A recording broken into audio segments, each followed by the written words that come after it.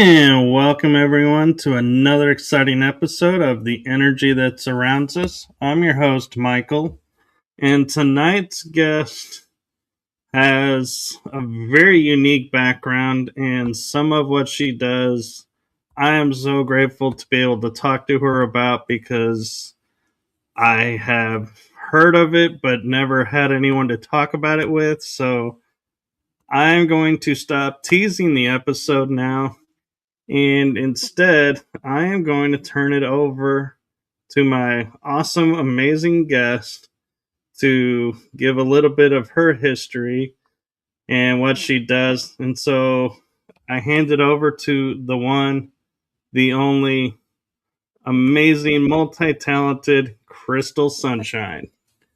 Hello, that was a great intro. Thank you. That was fun. Well, thank you. So yeah, and I like the intro to the show too. That's pretty clever. I felt the anticipation. That Well, was good. good. So yeah, I'm Crystal. That is my born name, Crystal Sunshine. I kind of dropped my last name and so I'm here to talk about all sorts of things. So we can get into the paranormal, we can talk about firewalking. I am a Jill of many trades, but none that seem very real world. So here we go. About a year ago, it was 2 years ago. I was called to the fire, and it was a really beautiful experience. So, just a little bit of the background: my mom, who's passed away now, when I was younger, she is from Arizona originally. So, she would firewalk with one of the Hopi nations out there, and I got to watch that as a child and just kind of grew up around um, fire and fire ceremony for some time, but I didn't understand, the significance behind it, right? It was just something cool to watch. And I kind of grew up making fires and I would walk them not knowing what I was doing. It was just, fun. So anyway, she passed away in 99. And one of she was an artist. She was a potter specifically, and her insignia, I guess you'd call it, was refined by fire. And when she passed, I was told by spirit through other people, and then also just personally, that I was to pick up her mantle. And that's come with a lot. So I have just now taken on the name Refined by Fire Ancestral Firewalks, because, I got the go ahead. She said it was time. So about a year, it was 2 years ago I was called. I was just, it was actually November 11th, which was interesting because it was, if you want to call it like her death anniversary, right? And I had driven down the mountain so I could get cell phone coverage, and I was scrolling on my phone, and I just like happened upon like an advertisement for this lady, and I was like, oh, it sounds really cool. I like what she's doing. And so, I started digging, and anything, it led one thing led to another. And um and just to go back just a second, because it was really divine. So that morning when I woke up, I heard this phrase, which I didn't know what it meant until I did know what it meant, but it said Wyman Court. And I'm like, what in the world is Wyman Court? So that's actually what I went down to go research, is like, what is this Wyman Court, right? Because it was just so loud, and I knew it was spirit telling me something. So anyway, I found out that through my, digging, Wyman Court was actually my mom. She had like a share in this housing development in Maryland, and the housing development sold and I had money waiting for me this from this Wyman court. And so 10 minutes later, I run across this stuff. And anyway, so it ended up paying for me to get like an official certification in firewalking, so that I would be a certified fire instructor. Which I just thought that was very divine the way that that all happened. But I ended up, so I went to Ireland and I trained under a lady named Lottie Moore. It was a beautiful, life-changing experience, and it wasn't just the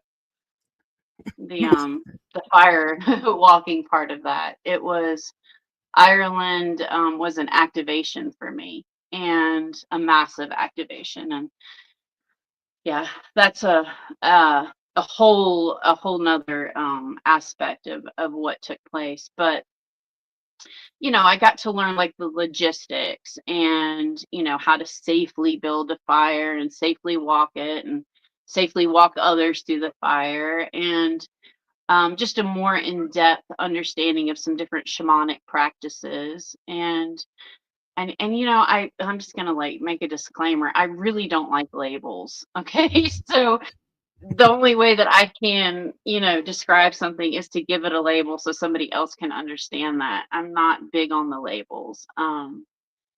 But anyway, so I walked away from Ireland and came home, and literally like fired up and started holding my own firewalks. So I've had a couple events that I was able to build these and have people walk across it. But for me, um this is alchemy. This is truly being refined, like our entire life. That's my life story, is being refined by the fire, being and another label I don't like, but it's kind of like the wounded warrior, right? Like going through and sifting through, and um molding into the person, my highest, person that I'm supposed to be. Being And really forward. step into my spiritual gifts here. Yeah, yeah, yeah. So the fire was just like a catapult for me, and the things that I did not expect. Wow, the things I did not expect to go through, and the intention that you put into those fires. And it can be like a self-empowering, practice, right? Like, I don't know if you've, heard of like Tony Robbins. He was kind of like Right. went through the same sort of schooling thought of fire that I was taught through. And it can be like this real motivational thing, and you can take people through, and um, just to show that your body, what you can do and overcome your fears. And that's huge, and that's great. For me, it's a lot deeper than that. It has been a direct line to the ancestors, and a direct line to manifestation, and for calling in a lot of that manifestation for me and my personal life was calling in justice, and you know really digging down deep, um, and then also getting in touch with my dragon lineage. I wish that I could just like show some of these videos on here, like the the energy and the spirit that comes through these fires is absolutely phenomenal. I have you know hear people talk about like spirit, or fire sprites.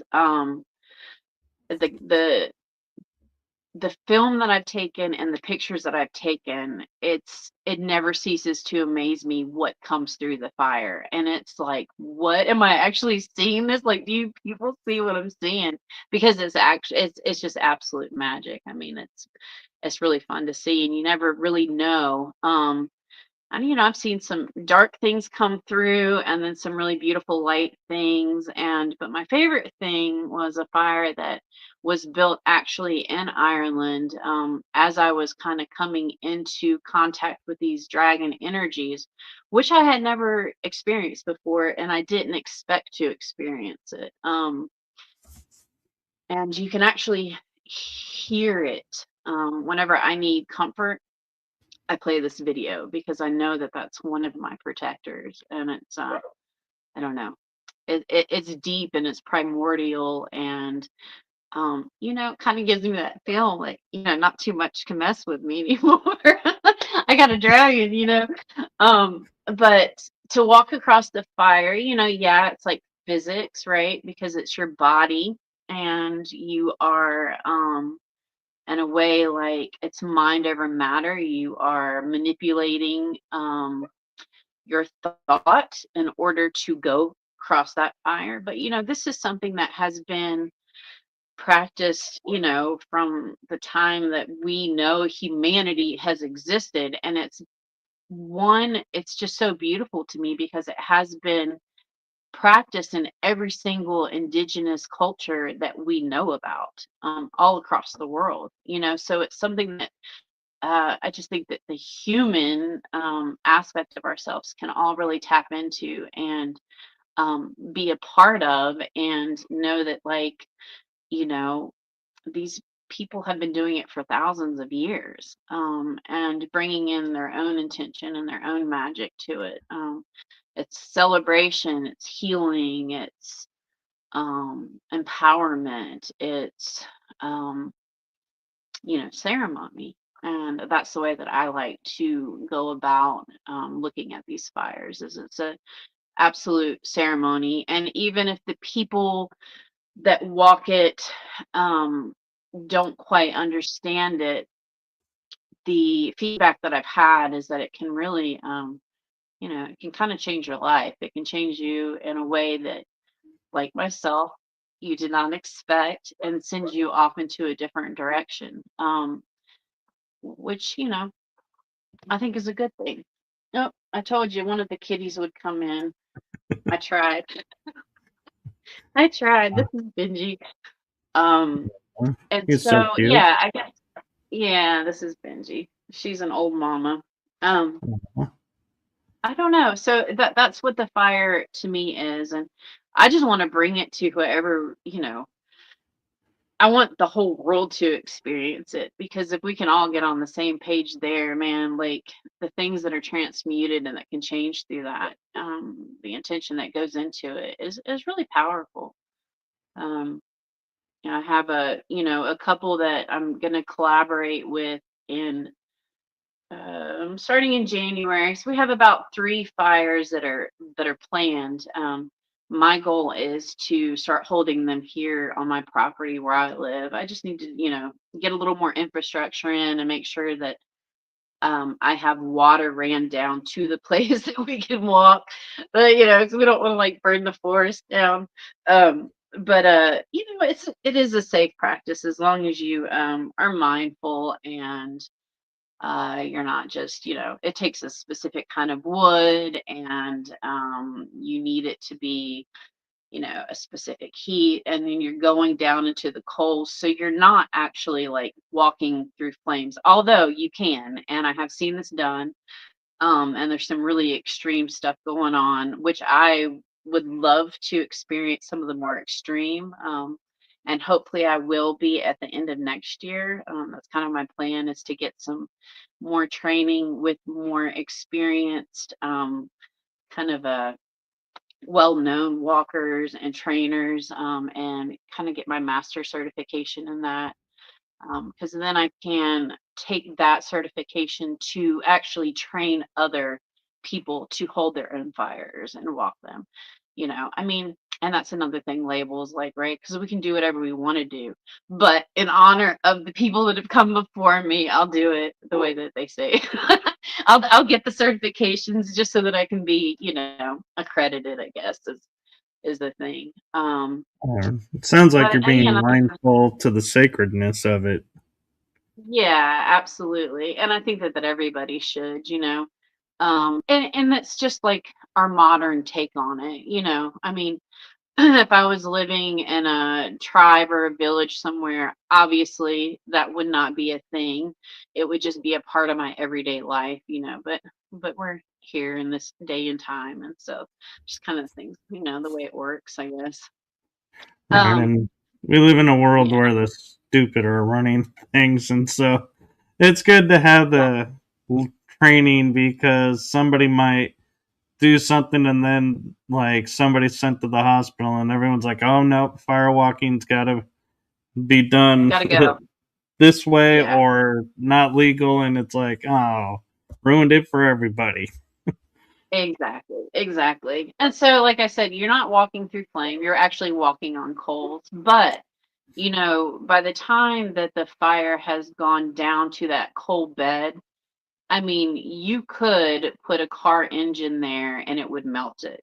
So you're talking high, high, high degrees of heat that you are placing your feet upon. And I won't say that kisses don't happen. That's what I like to call them. Little fire kisses. Burn is kind of a bad word. But what I've seen is where these kisses can sometimes take place, and it's never extreme. I've never seen like a bad injury, maybe a little blister or something like that. But it's really cool if you can, like tap in with the person or with yourself and you go and you look at like a reflexology chart of where these kisses are. They're usually where blocks are in our body. So I just think that that's very interesting. Um, That is. And yeah. I have an interesting question for you. Sure. And I'm curious with, is there a season or a temperature outside that's better conducive to the fire walking? Yeah, I mean, yes and no. I would say it would be really uncomfortable to do it. I know people that have do it in 100 degrees outside. That would be a little uncomfortable because you're adding heat to heat, right? There's preferences. Conducive, I mean, you can hold one in the rain, really, as long as you're protecting the fire as it's building, you're good. Um, if your feet are wet, which, obviously you're going to be barefoot and you're going to be standing there waiting. I would rather your feet not be wet. That would be my biggest, you know. There's just from my own personal experience, you can get a little more kisses that way. And then if your feet are really extremely cold, you might not feel everything like you should. Um, yeah. So no, I mean, my preference is autumn. I think that's perfect. Where it's nice and cool, it's not hot, it's not cold, and you're just out there, and that's my favorite. Yeah. And when it's not raining, that's even better. But it can be done in any environment, as long as you've got water in order to put it out just in case you need to. Yeah. And so, you talked about, as a little child, fire walking with your mom and just being exposed to it. What kind of impact do you think that made for you growing up that you walked on fire already?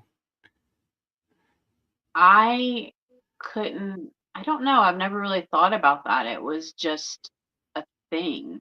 You just we're just, when we're kids, we just kind of take everything in and it is what it is. Um, I thought it was cool.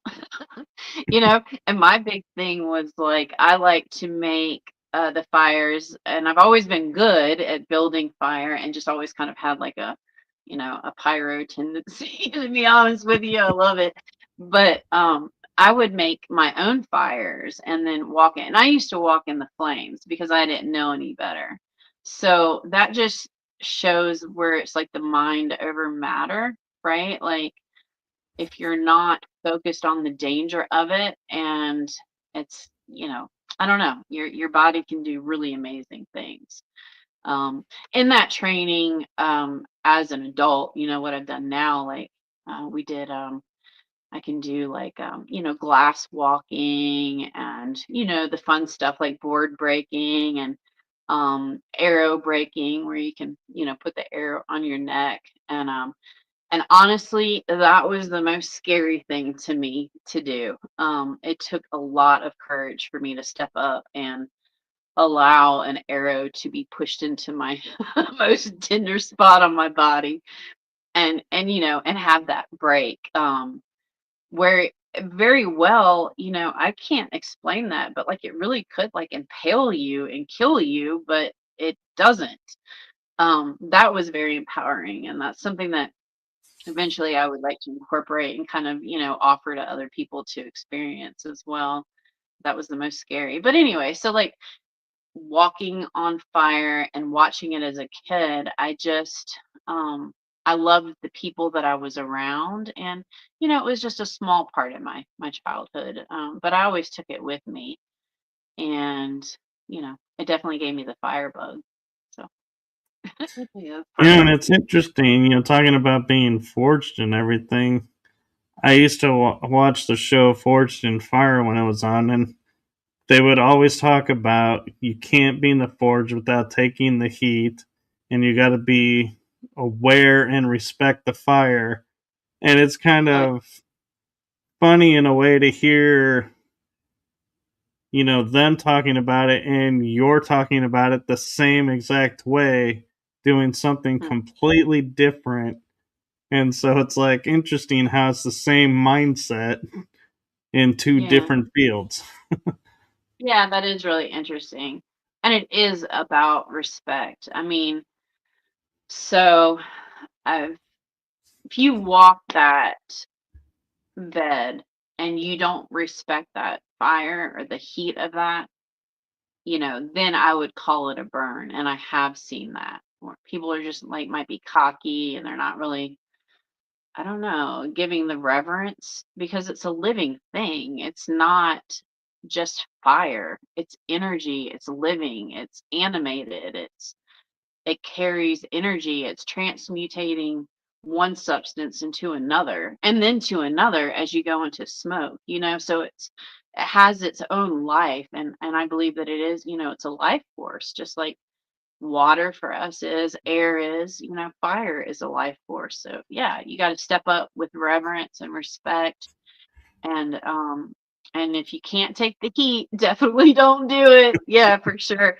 When you're tending a fire, I mean it's intense. I mean, I sweat gallons. I will just be absolutely drenched. And so it's like really I love it though because it's a purification for me. So it's kind of like going into a sweat lodge, but a little more extreme. And well, I don't know. I've been to sweat lodges that are pretty extreme, but it has that same effect, and I just feel like it's like a detoxification, and you just like sweat it all out, and you take in a lot more, fluids and electrolytes and all that stuff, Mm. and the next day I don't know, you just feel different every time, and every fire that I've walked across, massive change has taken place. You know, not necessarily the next day, but energetically, it starts to rearrange and shift what's happening in my reality. And even in the reality, I mean, I've seen some really beautiful things come from the intention that I've put into those fires. So if I'm building a fire, I like to, have the people that are there, it might be like a simple practice of like writing the intention down and putting it in the wood before we start it. Or, you can verbally say those intentions or just mentally, but, um, like what would be an intention of yours? What would you think if you went through the fire? What would an intention be for you? What do you think? For me, I would say probably to release some of the residual self doubt that I have about myself, trying to move myself forward.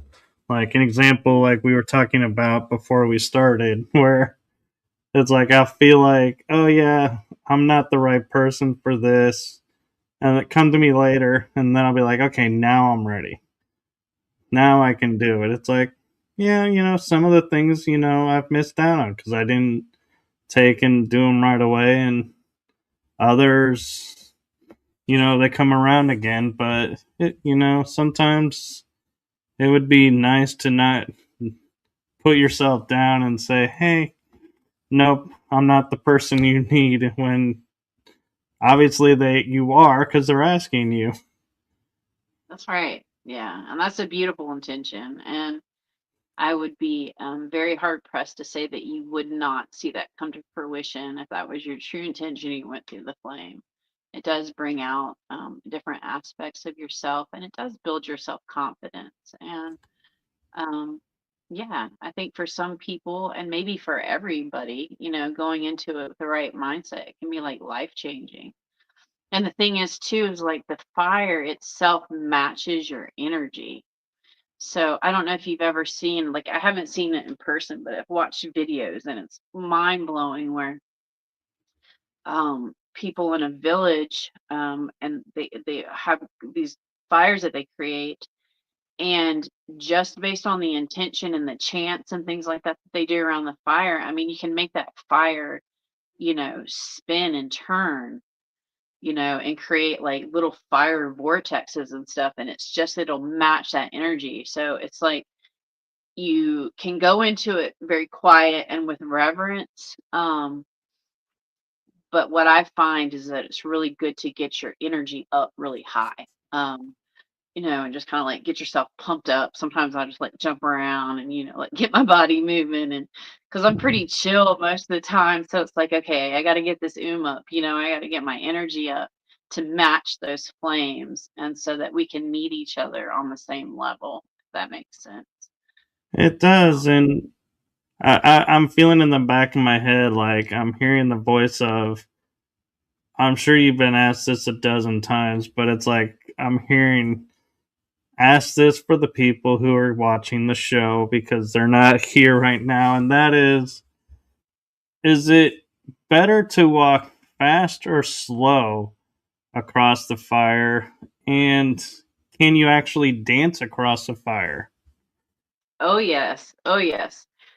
Fire dancing is that's my favorite. Like, I want to make a big circle and just dance and dance. It's I call it, you get fire drunk. I mean, it's just a feeling that I don't know how you can explain that. But when you go across the fire, you're walking with a purpose. So, what I tell people is, so I'm standing at this end of it, and say that, the other person that's going to greet me is standing at the other end, the end of the fire. You're just walking in a line with a purpose. If you dilly daddle, you're probably going to get kissed. But not always.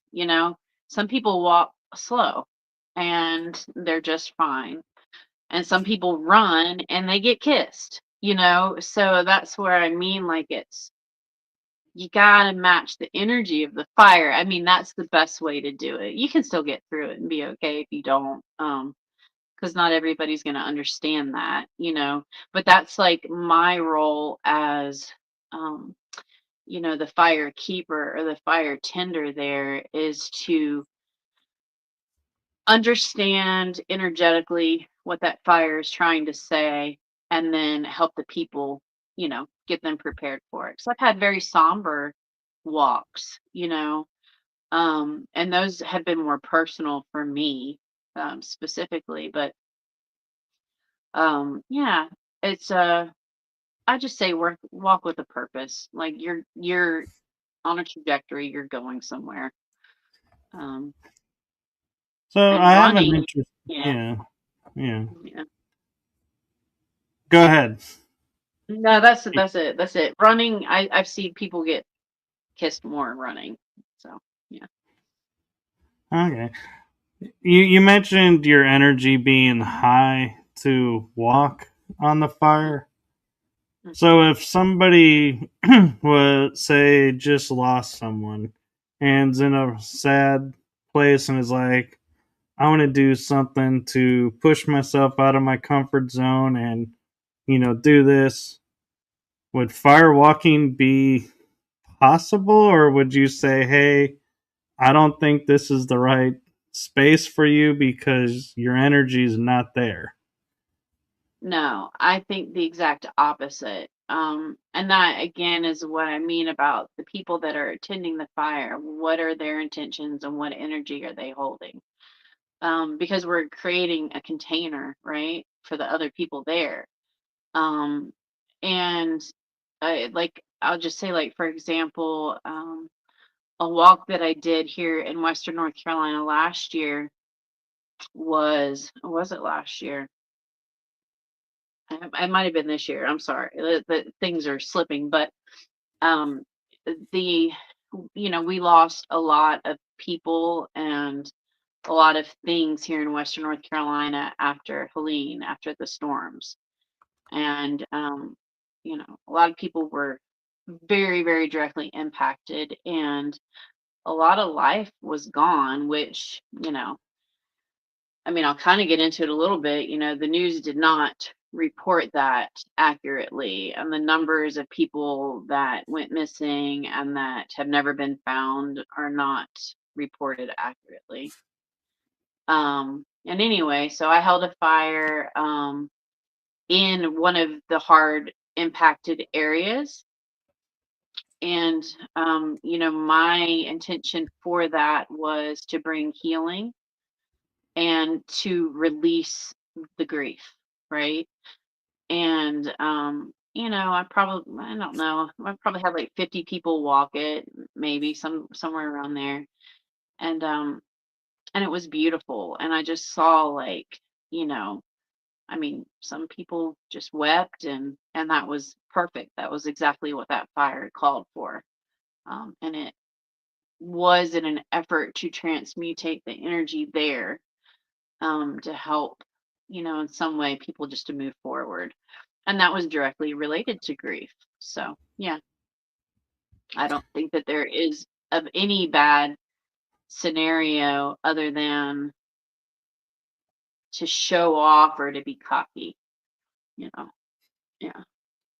Yeah, I'm also wondering though, when you get to people who are like so grief stricken, they're like, there's no point, I just want to be with my loved one.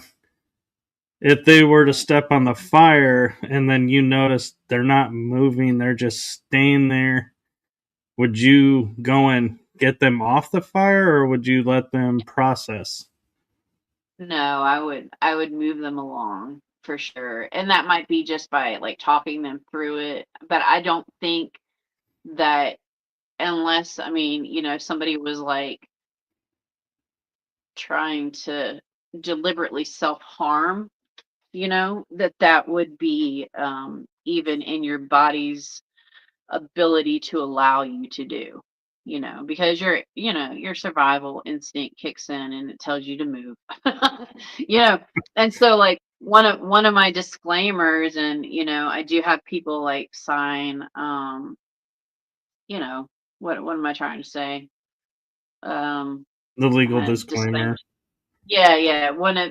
I have them sign, and it is specifically put in there that this is not for any purpose of self-harm, period. And so if they were to do that, number one, I wouldn't be liable, but that's telling them that's not the intention of this at all. It's not to self-harm. I hope that nobody gets hurt or, feels any kind of discomfort, that it's just a empowering, experience and a release. So I think your feet would tell you to move. It's hot. I was gonna say, go, go, go. So I don't think that would be an issue. But if it And then, was, I mean, I guess I'd run and like shove somebody off or something. I don't know. I don't know if I actually came across it. I guess that's what I would do. Yeah. yeah, because we're living in a crazy world now. We got to think about things we never thought about. This is true. This is true. And that's what also like I like to have a team of tenders with me, Um I have some really beautiful people that have worked with me, and I like to have people on both sides and at both ends, just to kind of bounce the area and gauge where people are at and what they're doing, and also the release of like no controlled substances, that kind of thing, because that's putting you in a different altered mindset where you're not able to be fully in touch with your body. I mean, that's the point of it, is that's grounding in a very extreme way. That's the point, is to ground yourself into that space. So, it probably wouldn't be great if you were like eating a bunch of mushrooms and try to go across the fire. That might be a little intense. I'm not saying it couldn't be done, but you might have like a higher degree of getting injured. And then the big thing is like no alcohol. And that comes back to like physics. I mean, obviously you don't want people intoxicated, but it thins your blood, and you will get kissed. I would say that I would call those burns. Like if you're intoxicated, that's much more likely to happen. Yeah. Well, and I would imagine if you sweat alcohol, that probably wouldn't mix well with the fire. This is true. Yeah, exactly. Yeah, so like no intoxication, and not to say that like a cacao ceremony or something that's slightly altering is not welcome or could not happen. And some people choose to do it anyway, but I'm not liable for that if you do. But I would definitely like, I gauge it, because some of these are like at events, and you might have alcohol at that event, there might be drugs at that event, so you just kind of gotta have to gauge and see where people are at, and hope that they are being wise enough, and then say no. I've had to tell, this last walk that we did, I did have to tell a couple people no, you are not in the place to go across the fire, because people were like, oh yeah, that's so cool, I'm gonna go do this. I'm like, no, you're gonna get really hurt, like you're not allowed to walk this fire. You have to do that sometimes. But and that's the thing, is like, my perfect world, I would have it in an area with people that are just like all on kind of the same wavelength, but not really, because you've got to meet people where they're at, and hope that it does something for them and changes them in some way, or changes their circumstances in some way, or shows them Right. something they've seen before. So those are all risks. But so far I've been I'm, lucky. So yeah.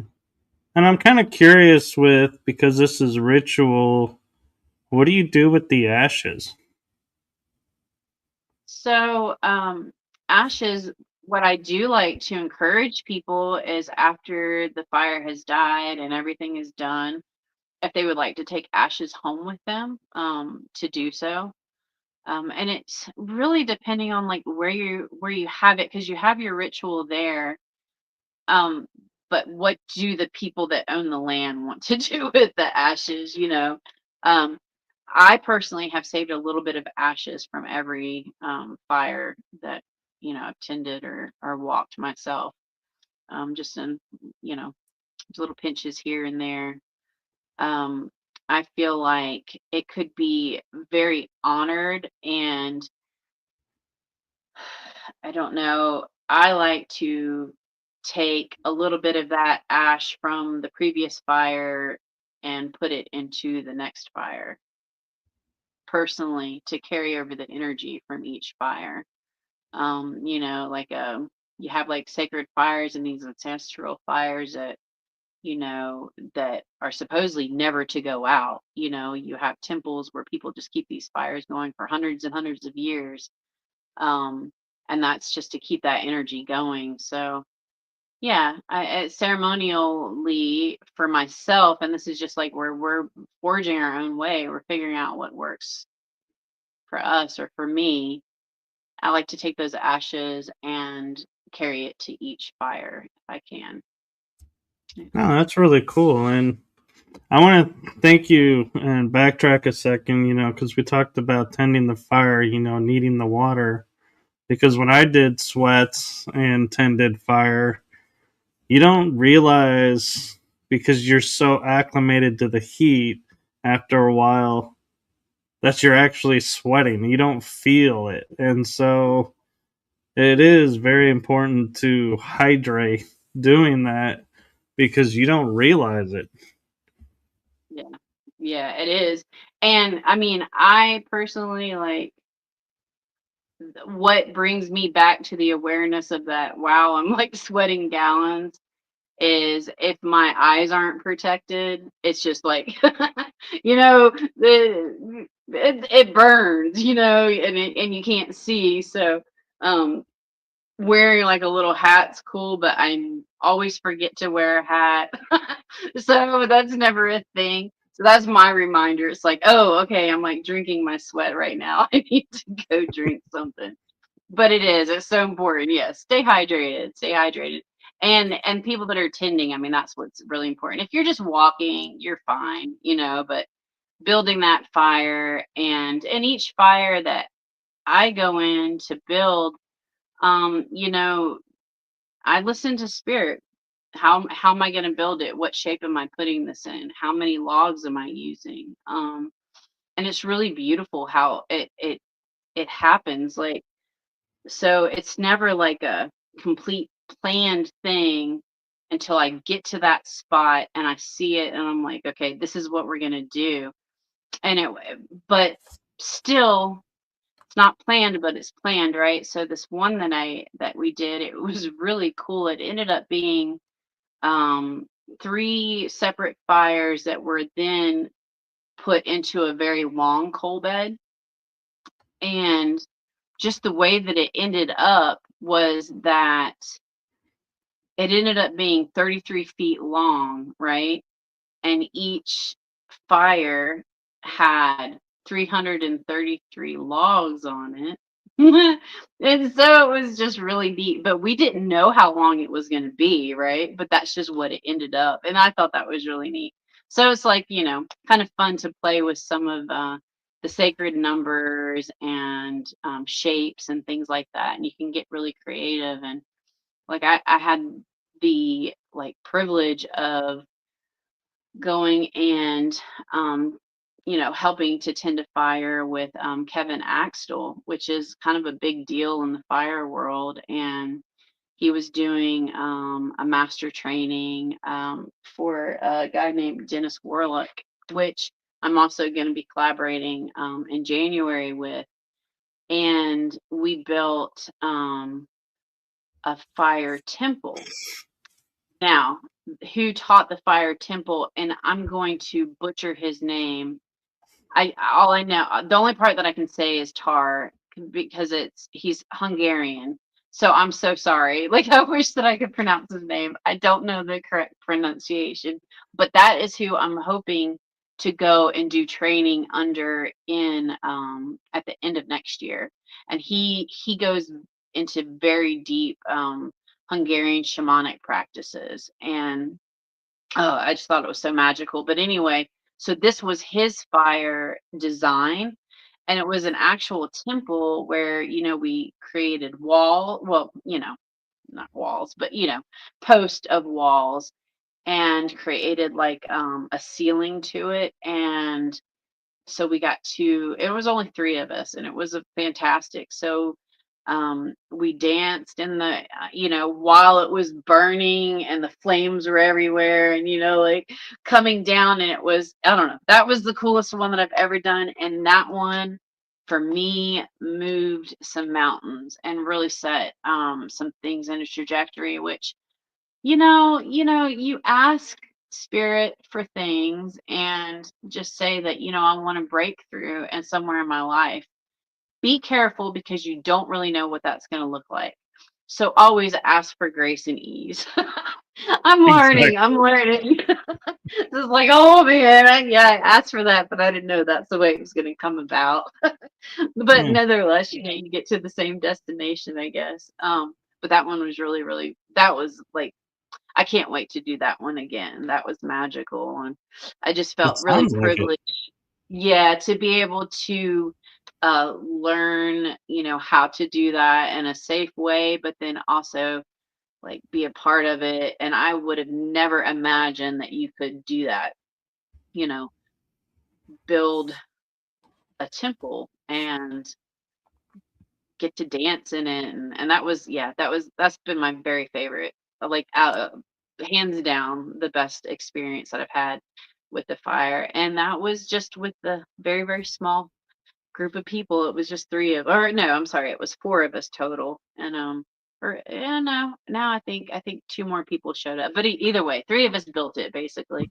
Um, and that was really cool. I can't wait to do that one again. And I want to really learn some more of his techniques. Because you can get really fun with it and have like fire shows, and I like to have like spinners come out and people that can do like fire performances and just make it like a whole fire celebration. You don't want it, in my opinion, you don't want it to be like fake in the way that this is like a performance, right? But people like to see cool stuff.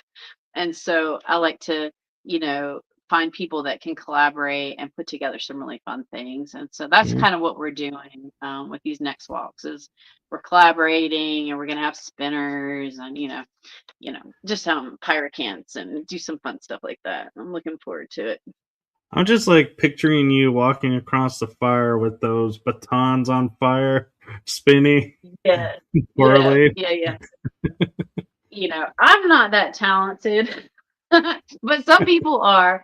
And this one that we're doing, and I don't know yet. I think that this is the deal. But anyway, we've got a lady that breathes fire. She can do the breathe firing, she can like, and so she's gonna be going across while she's like shooting flames out.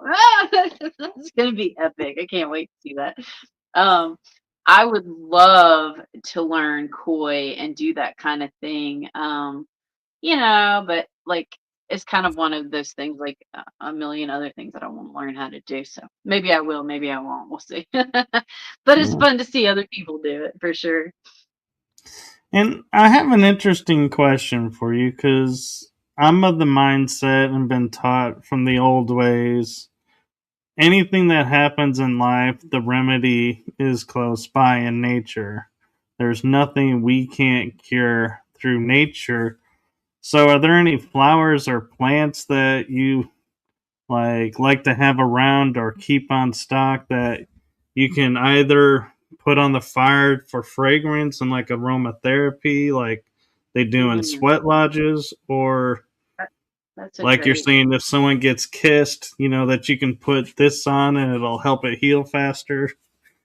That's such a great, great, great question. Okay, so my other thing that I've been doing now for 20 plus years is working with native medicinal plants. And so, um, I work under the name that I've given it is flower medicine, right? So, Appalachian flower medicine.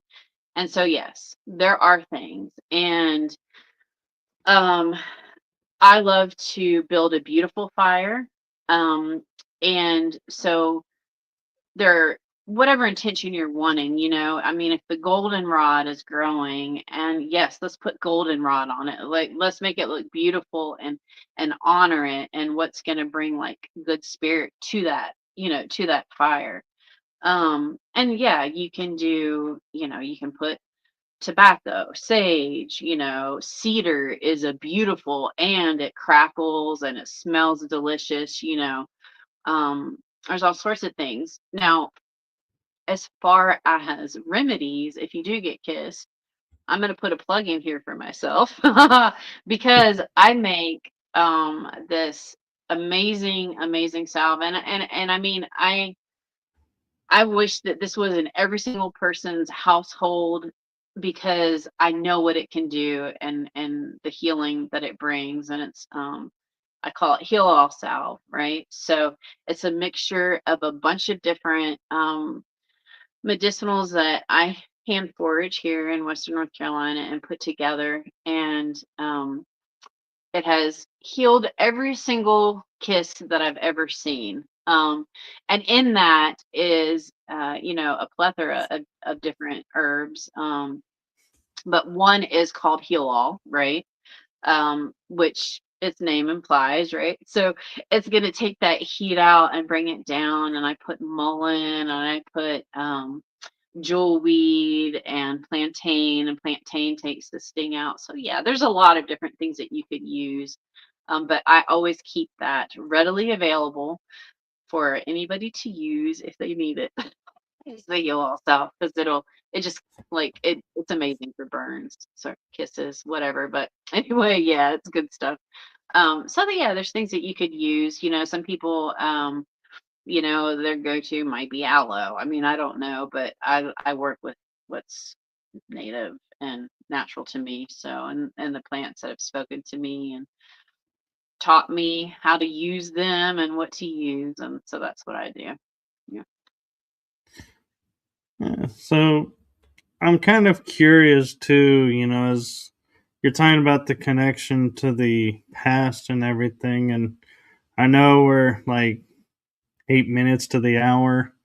And so I don't know if you have time to answer or go into this, but do you do you feel like the guidance you're given is yourself or from another source or another dimension maybe that's helping you with these fires? Another really good question. I think that it's all of those things. Um, Everything's connected. Nothing is separate, right? All matter, all energy is all interwoven and it's all connected, just like mycelium. We're all connected. So we're connected to the past. We're connected to our ancestors. We're connected to our higher selves. We're connected to the energies around us. So it's going to come through in all of those ways. How it presents itself can be different each time, right? Um, and is it an audible outside voice? I wouldn't say that. It's internally, it's just a knowing for me. I just know. And I generally know where it's coming from. Um, but it's all of those things. Uh, We are, it's just through our DNA connected to our ancestors. And so that information is going to be given to us just by listening and by tapping into that, right? The memory is there. It's just waiting to be unlocked. Um, it's not, yeah, it's not separate. It's all the same. And just like in every dimension, they're all, you know, they're all happening simultaneously at the same time, yet different in different times. It's just that whole swirl of creation. It's all just going like this, folding in on itself. Um, so it's information coming from all of those places. Yeah, that's what I would say. And I want to touch on for a second because you were talking about some of the kisses on the feet match on a reflexology chart. So if Mhm. somebody was feeling like ill, would it be wise to go across the fire, or or is there certain conditions like certain illnesses like no, you, as much as it would benefit you, we cannot let you walk the fire? Um, so I have seen and heard, well, I've heard more that if there is something that is malignant in the body, such as, cancer or a tumor, um, that's going to show up more in blister form, right? So there's more of a chance for a burn there. But there again, that can be a really hidden blessing because somebody might not know, right? And if they really look into it, they might find what's happening. Um, but I mean, paraplegics go across the fire. I mean, it's it's medicine. It's medicine. So I would say that if somebody was in a very, very low energy state and say that they were, well, we're all actively dying. I mean, that's what we're doing. We're living and dying simultaneously, right? Right. But if their life force was extremely low, um, I wouldn't say no, because why not? I mean, what's it gonna hurt, right? Um, but I would expect more kisses. Yeah, I would expect more kisses. And if they were aware of that and that's what they chose to do, I do believe that it's medicine. So I would Mhm. welcome them to go across. Yeah. I do have one more question, but I don't want to go over on the time if you're You're not good. able to. Yeah, you're good. Keep going. Okay. Well, you mentioned a paraplegic, and it got me thinking, what about somebody who is on crutches or is in a wheelchair, but they want to go and do a firewalk? Hmm. Is it possible that people can hold them up and walk them? Or, Yeah. okay. Yes, it is absolutely possible. And in fact, when I did my training, I did, well, no, okay, I had just done my training. It was a firewalk that I did right after I did my training, but I was still in Ireland. And there was a beautiful sister who only had one leg, and her other leg was a prosthetic. And of course, she didn't, you don't want to burn the prosthetic. I mean, those things are like, you know, Ultra expensive. thousands and thousands. Yeah, very expensive. So, in order for her to walk across the fire, we helped her across the fire, you know? And the same thing would go for somebody that was in a wheelchair. If their chair, I guess, was outfitted to go through the fire, then fine, but otherwise we would help. Somebody could just facilitate that and take them across. I've had children walk across the fire. I mean, I don't think that I haven't witnessed it personally, but people that I know have witnessed it. That people that, well, a fella that didn't have either leg, so he just had two incredibly strong working arms, and he went across it on his arms. So anything's possible. And so I'm trying to picture it. Are the two people that are assisting walking on the fire as well, or are they walking on the cool ground next to the fire? Yeah, that's a good question. I think that that would be like when we assisted our friend um that just had one leg, we were walking across the fire with her. But I would say it would be if everybody can be in the same rhythm, the same motion, go across it all together. If you wanted to be super safe, people on both sides, just not to be in the fire. I think that would probably be safer, but saying that you can totally do it where everybody just walks across at the same time. And how wide is your coal bed? Like that might not be possible. But I could tailor it to that. But like if it's, 5 foot wide or whatever, then you might just have to all be on the coal bed together. And I think that's more powerful and more magical, but it would be what somebody's comfortable with, and say the people that are helping don't want to cross the fire, well, then they need to walk outside of the fire, obviously. So, And but it is possible. Yeah. and talking about intention, say somebody gets up and goes and doesn't quite make the first step on and says, "No, my mind won't let me do it," and they walk aside of the fire and still get some of the same benefit being by the heat of the fire, or no? I think so to a certain extent. So I have a, a lady that could not. I mean, she would go stop, go stop, go stop, and just could not. Her body would not let her go across those. Just wouldn't. Like it's kind of like I can't dive head first into water. My body will not let me do it. I've hit my head and it just won't let me do it. Like can't do it.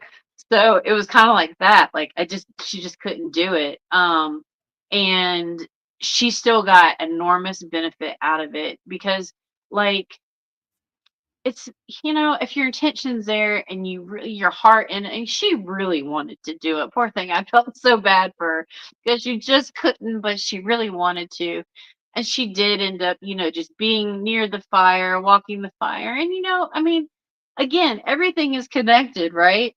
So, like, yeah, you can still get the benefit of it. If I'm thinking of personally, I can tap into the benefit of something and still get the benefit of that even if my hands aren't on it, right? I mean, I wish that I had it down to a science and I could, like, benefit from $1 million I don't have my hands on. That hasn't happened just yet. But yes, everything's connected. So absolutely, you still get the benefit of that. Um, and then at the end of the night, at the end of the fire, when the coals had really just kind of gone down quite a bit, she was able to go across her. But it was a really good experience from her, based off what she said and what she shared. And, like, yeah, bless it. It is what it Yeah. is, and you're still gonna get that, and you can kind of feed off the energy of everybody else, and enjoy the experience nonetheless. There is no failure as long as you're trying. Yeah, Right. And yeah. I, I'm curious too with people who are out there these days that may carry like devices in their pockets that say makes them feel better, heal, or are doing stuff with the body's energy, or like or even crystals Mhm. as an example. Yeah. Could they wear those across the fire, or would you say no, you really need to empty your pockets and go pure? Um, the only thing that I would tell somebody not to wear across a fire is metal, really. Like I make sure that I take my jewelry off. But I personally always go with something. So I might last one, I might walk with this. Um, it just depends. Because this will be cleansed as I walk through the fire. So I'm going to carry that with me if I have it, just depending on what I have. But yeah, metal is, yeah, I've personally gotten burned by forgetting that I had my necklace on. But I'm also tending, right? So that's a little bit different. But as you're just going through it, you probably don't want your phone in there, just like you wouldn't want it if you were on a boat or something. You don't want it to get broken, but I don't think that there would be, like, yeah, I don't know. It's personal preference. Like, if you don't want it messed up, you might not want to do that. But I think that specific items can really carry the energy, and it's kind of like a good saging. Um, and like, say I'm holding a space, and holding consecutive walks. Say if I had one every night, for 3, 4 days, whatever. If it's a group of people, personally, and I know it sounds horrible, don't judge, but I won't shower that entire time because I don't want to take the water to cleanse all of that off of me. It's kind of like holding that container. I have a scarf that um, I've worn through many fires and sweat lodges and stuff like that I still haven't washed. You know, 'cause I just want it to stay. I just want it to be there. Um, and yeah, so like, what is your intention again? And what have you got? Like, I don't think a phone would be appropriate, you know, but then you might want to like film it, you know? I mean, I don't know, but there, like, it's really hard to film the walks. Like, there's not a lot of really good footage of people walking, just because of the nature of it. Like, it's hard. It's hard to film that kind of stuff. But you can. It's just not, you know. I don't know. I I'd haven't have seen a a whole lot. friend walk next to me and film. Yeah, exactly, exactly. Like if you're doing it yourself, well, then you're not really focused on what you're doing, right? Like your Right. intention's going into the phone versus what you're doing and being present in that moment. So that's kind of the whole point, is to be present in the moment. And so I'm going to bring out my metaphysical side here for a second. And I'm Hmm. curious if you've thought about or may try this. Is you're taking, as you mentioned, ashes from each fire to the next fire. Hmm. On a quantum level, Hmm. could you not be bringing in ashes from every fire around the world and, like, dimensional, as you said, into the fire as well? Absolutely. Absolutely. I think that that's absolutely possible. Um, I mean, I don't know. Yes, why not? Because personally, like what I've experienced and that one specific fire, and this was before it was cold, we were just filming the fire, you know, as it was burning.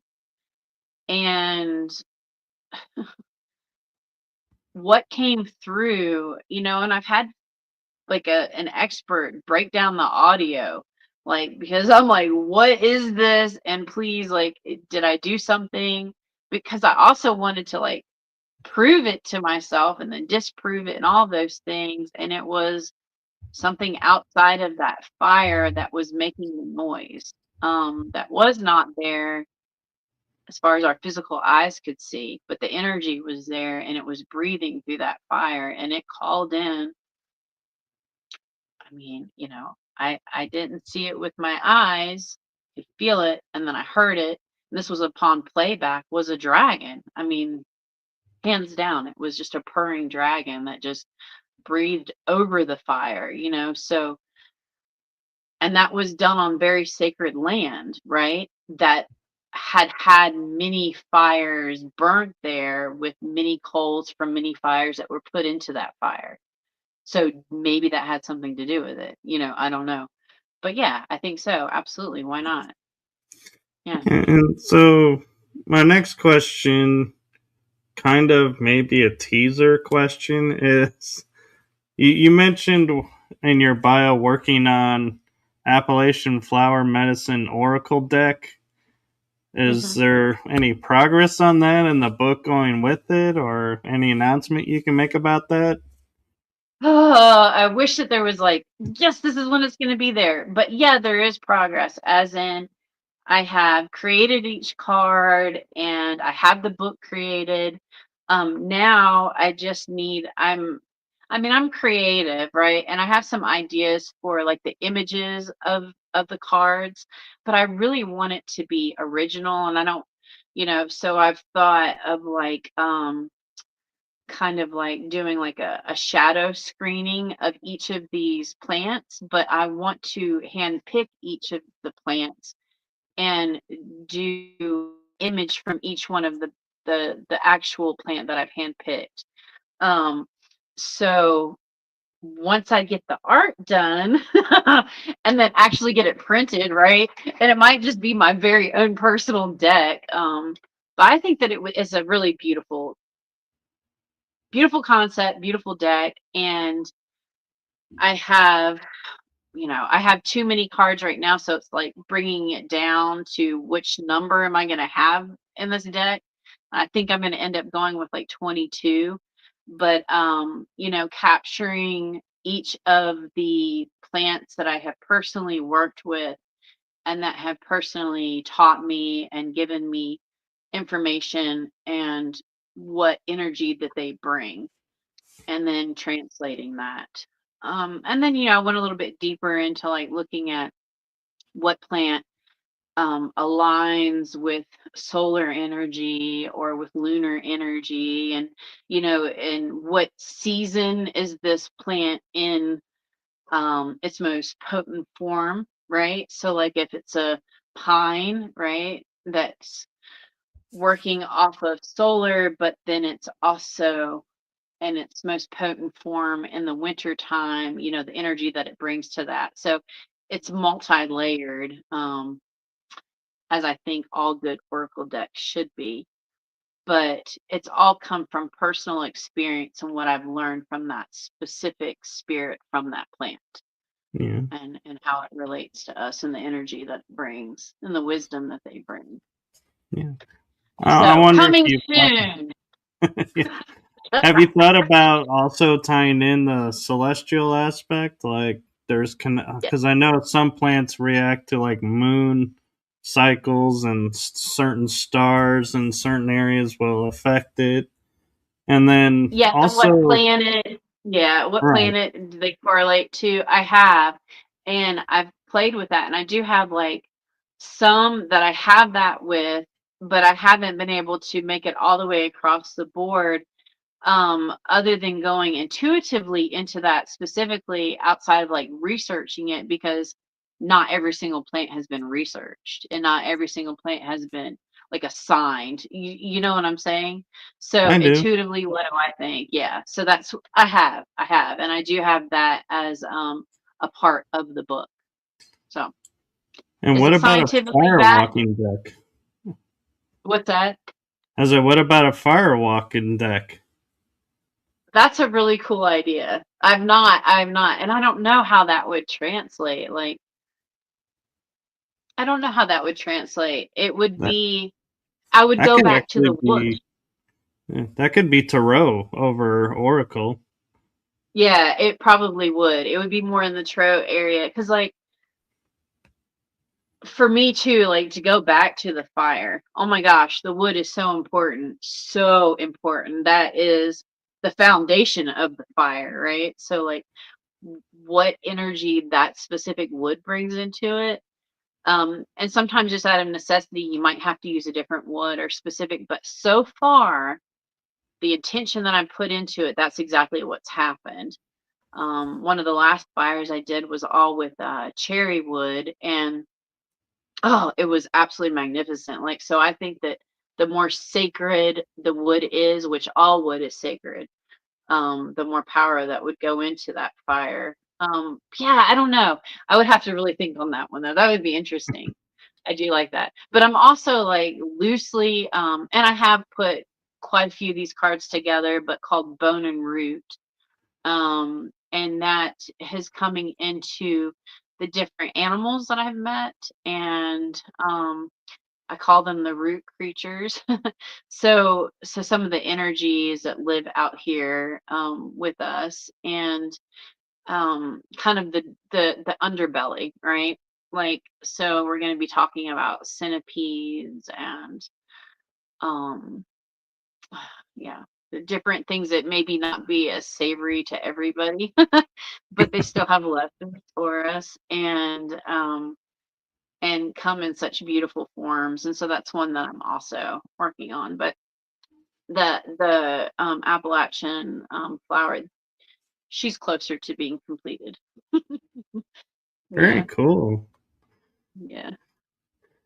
So my last question I would ask with well, actually, I just thought of a question, and we this is something totally off topic of what we've been talking about.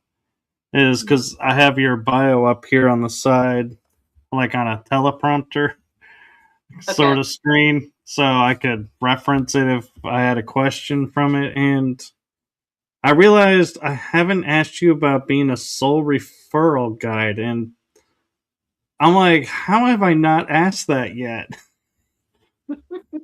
That's okay. We can always have more discussions too. Yeah. So how I would put that is, again, I don't like labels. Okay, disclaimer, disclaimer. I don't like the labels, but I've worked as a death doula, and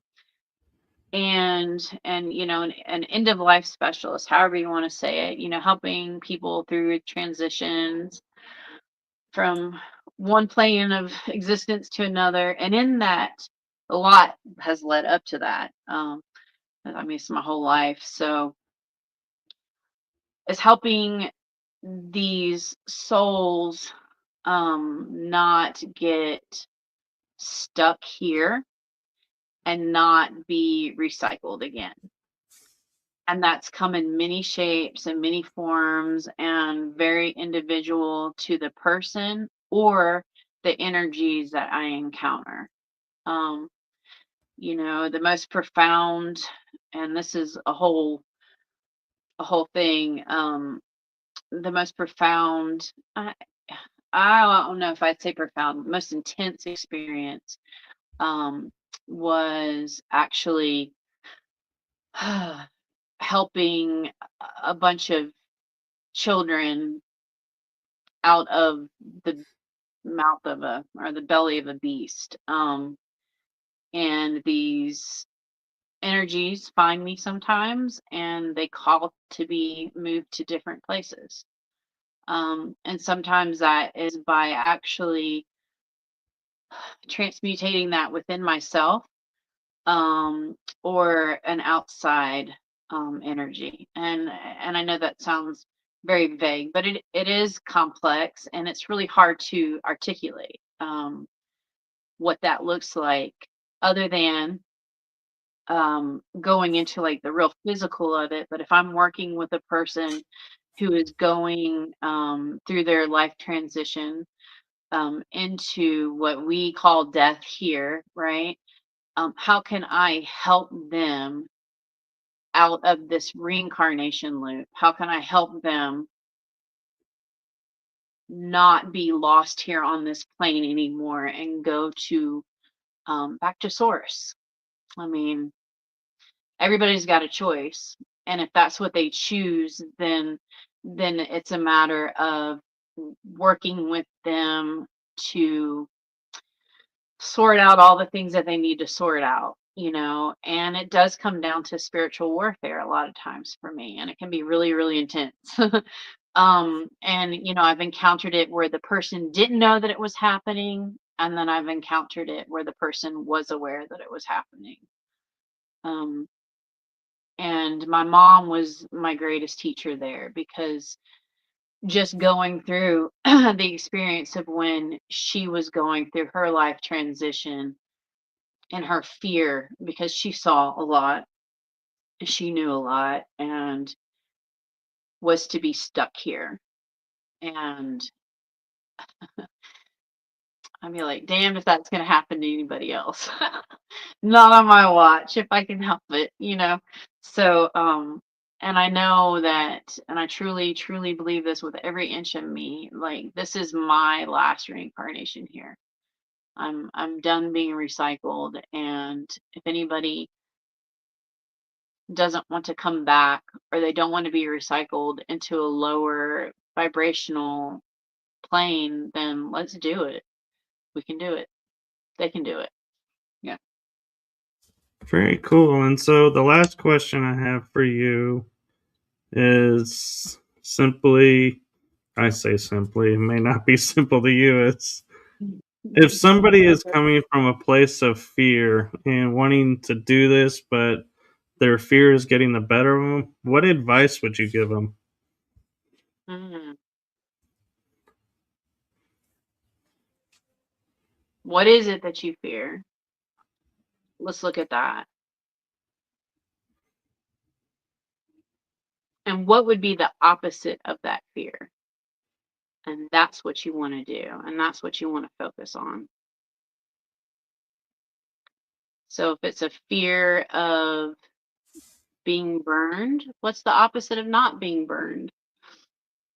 not being burned, and let's focus on not being burned. I actually was thinking that for a second. I was like, what is the opposite of not being burned? Wait, not being burned. Not being burned. So let's focus on that, Um, yeah, I don't know. I guess it would be super individualized as well. But um, are you gonna allow fear to lead?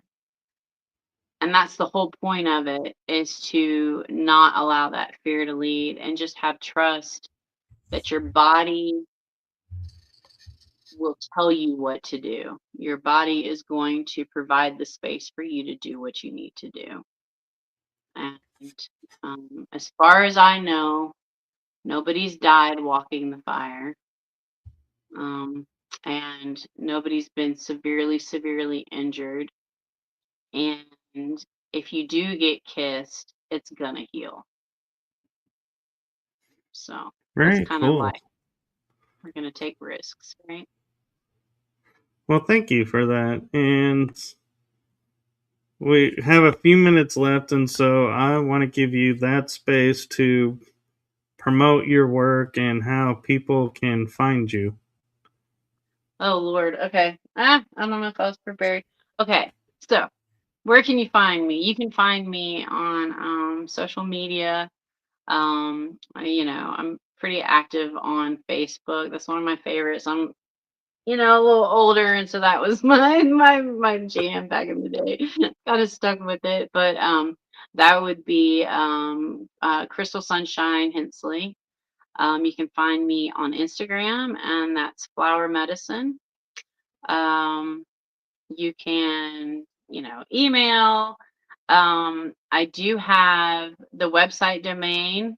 I have not launched it yet, but that would be Flower Medicine, or Appalachian Flower Medicine at .com. So that's that. And then I will be launching a YouTube channel very soon, and that's going to be a surprise. We're going to do oracle reads. I delve into a little tarot, and that'll be on there too. But channel messages and just discussion, that sort of thing. And that is refined by fire, spirit alchemy. You've got a dog too. Two little ones. I think a squirrel uh, walked by. that's funny. That's funny. Yeah, so that's refined by fire, spirit alchemy. And on all these platforms too, and then I've got Shakana Crossing LLC, or it's just Shakana Crossing End of Life Doula Services. I also have a page dedicated to that. If you are in need of a death doula, if I can't do it, I can hook you up with somebody that can. Um, well, there's some things there, and then also my description, I think, is going to be somewhere in some box somewhere that you've done, but that has some links and things like that. So I live in Sylva, North Carolina, and that's Western North Carolina. It's a beautiful area. Yeah, so that's how you can get in touch with me. I guess I did it. I guess that was your job. But I would like to invite people to our New Year's fire walk that's going to be held in Steel Badger Farms in Lenore, North Carolina. That's going to be January 10th. I have the events pasted on Facebook. I'll be putting it up on Instagram. And I'll be collaborating with Dennis Warlock and Norlock, I'm sorry. Yeah. And not Warlock, Norlock. And A little different. Veronica. Yeah, it is a little different. Maybe that's how I see him, but that's all right. And Veronica Young. Dennis Norlock is a founder of Tiger Tamers, and Veronica Young is founder of Forest Connections. And then it'll be me, Crystal Sunshine with Refined by Fire, Ancestral Firewalks. And that's going to be in January 10th. It's only $75 a person to come and watch some beautiful flow performances and get to walk the fire. So that should be a fun time, and we'll welcome in the new year. And that'll be the intention of that fire, is to welcome in the new year and Very cool. shed And away 2025 and yay 2026. Do we it. Yeah, survived. we survived. Yeah, oh Lord, it's been a doozy. And going into the year of the horse, the flaming fire horse is what I like to see, and shedding all the skin from the snake, that we've just came out of. So Yeah. it's gonna be a good year. Yeah. There is a quick question that just came in if you want to take a second on it. It has to do with Sure. your background. Is Oh how yeah. significant is the Eye of Horus relate to firewalking? Ooh. Oh well, it's a all seer, like right, and just like fire, it sees everything. Yeah, that's what I would say. And the I've came to me and I don't know, floated in to me one day in a vision, and I had no idea what it was, and it was a massive another stupid label, but I don't know what else to call it, but a download. And it was the beginning of another awakening for me. So when I found this tapestry, I was like, oh, I got to get it. But also, I am in my cabin that is in the middle of being built. So I don't have proper walls yet. So, y'all, I just had to do it to cover some stuff up. Yeah, I'm still putting insulation and walls and flooring and all the things. I'm in it, wood stove and some heaters, and it's functioning. I can live, but it's just not pretty yet. So it's a work in progress. And if I'm not mistaken, Horus was a protector god too. So Yeah. Yes. Yes.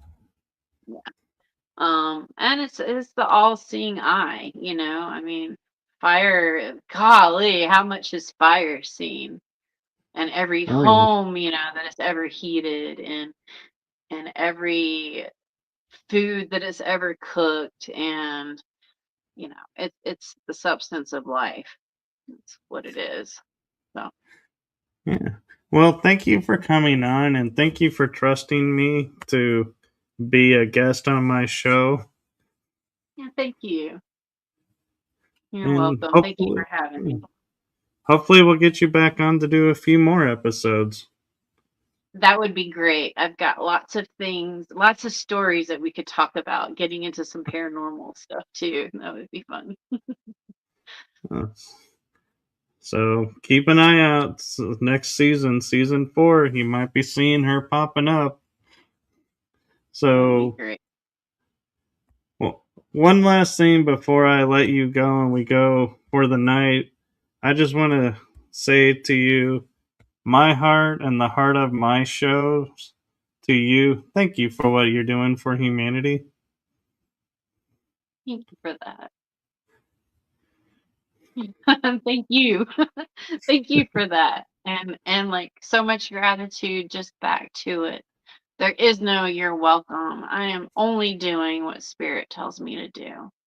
And that's mother, father, that's creator. And I'm a vessel, Yeah, just like a pot. And I'm being it's refined seen. by the pot. Yeah, it's Yeah. seen. So thank you for that. And with that, we are going to say goodnight to everyone. Good night. Good night.